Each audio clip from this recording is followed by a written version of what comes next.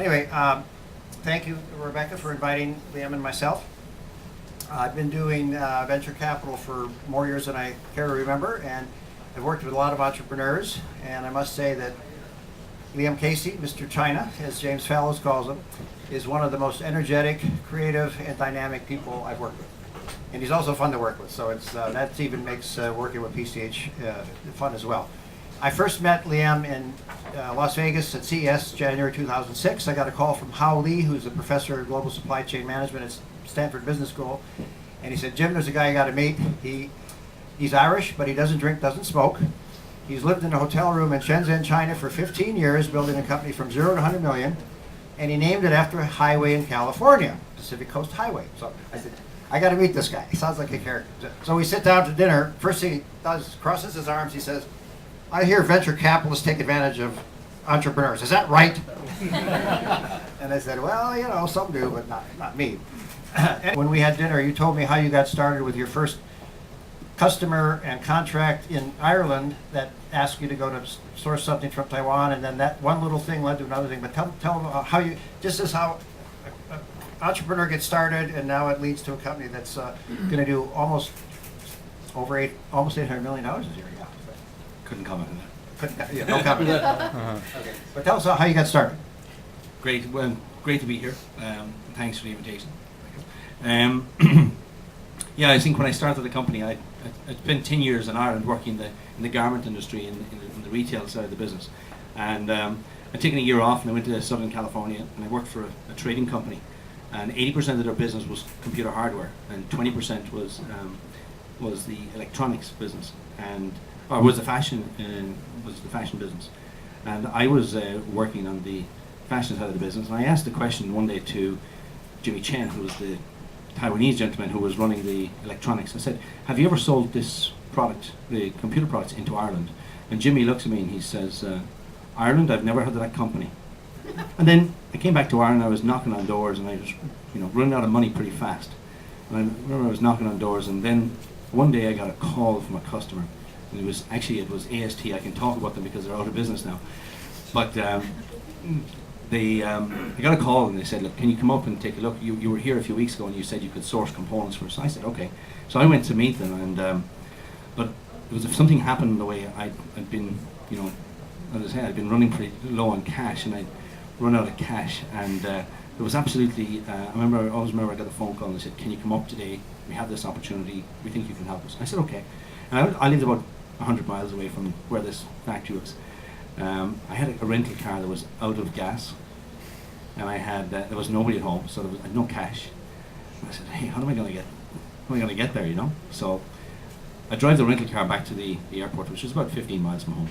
I had enough gas to get there, and I ended up walking up to the counter, to the young guy behind the counter, and I held up the keys and I said, "Hey,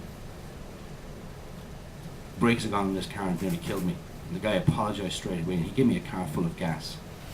And I ended up driving to the customer, met the customer, ended up getting an order from the customer and getting finance in my local bank and getting on a plane and going to Taiwan and managing to find the source of the product.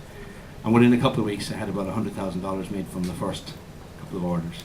And that's where it started. It wasn't that smooth from there on, but so that's, it was one of the early ones. And again, the one thing, one of the things about the company is one of the big challenges we had growing the business was that, and this is probably one of the big challenges today, is globalization. And I remember, we got to $100 million with no outside finance, actually no pre-shipment finance.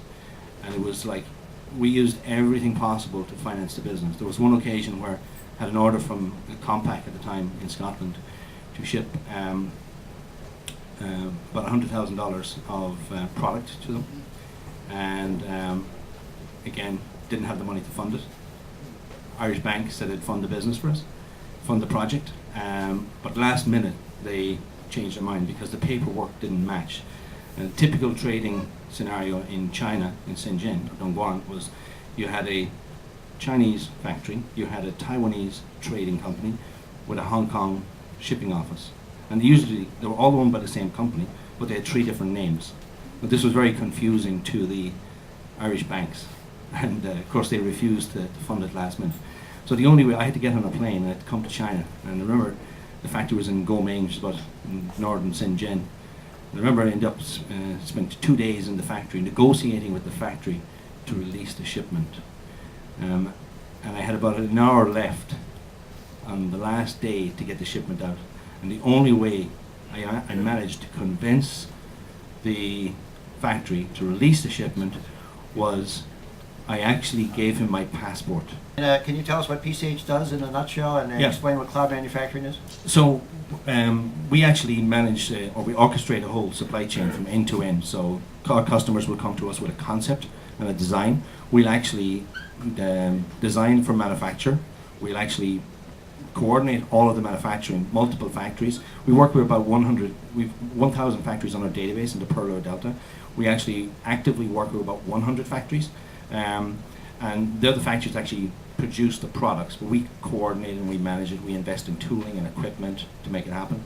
And then we bring it into our own facilities where we actually package.